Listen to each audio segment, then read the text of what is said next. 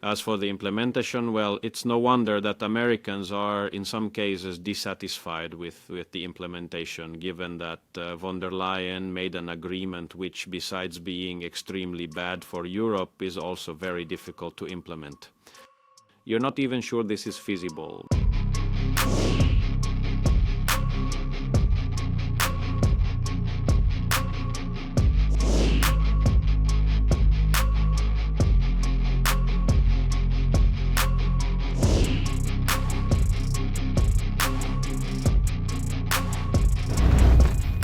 So, regarding the consultation with the American Secretary of Commerce, obviously the implementation of the European-American Customs Agreement is the main issue here.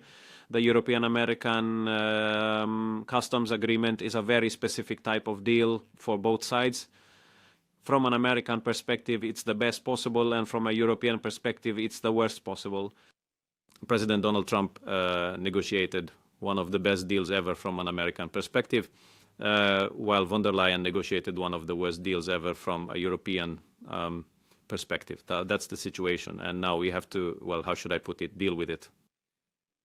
Right, one of Hungary's solutions to this situation is that, in accordance with the Comprehensive Economic Cooperation Agreement signed with the Americans, a record volume of American investments is flowing into Hungary, with which we are somehow attempting to offset the dramatically detrimental effects of the von der Leyen agreement. As for the implementation, well, it's no wonder that Americans are in some cases dissatisfied with the implementation, given that von der Leyen made an agreement which, besides being extremely bad for Europe, is also very difficult to implement. You're not even sure this is feasible, because President von der Leyen, we don't know in whose name, committed to hundreds of billions of euros in European investments in America and hundreds of billions of euros in energy purchases from America for Europe, even though neither she nor the European Commission nor anyone in the Brussels bureaucracy can buy energy or carry out investments.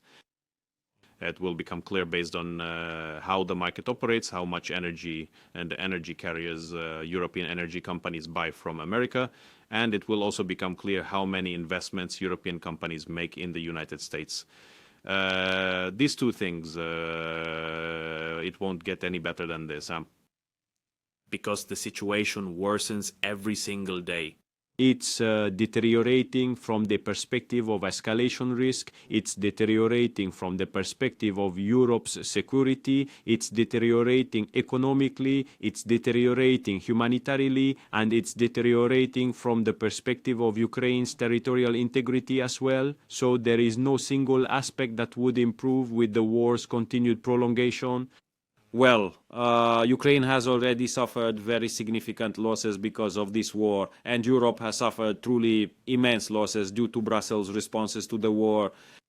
Therefore, it is high time to bring an end to all of this, from the perspective of both humanity and sound common sense. If the Europeans were to undermine this peace arrangement, then the situation will undoubtedly become much worse. It will get worse because the threat of the war's expansion will be present every single day. For even more people will perish, the devastation will become even more widespread, and they will further undermine the European economy and the European security system. Therefore, anyone who actively works against a peace agreement is in fact also working against Europe itself. And I'm convinced, even against Ukraine, because think about it, if in April 2022 Ukraine hadn't been forced to continue fighting, but that Istanbul Agreement had been signed then, how much better a situation it would have been for Ukraine.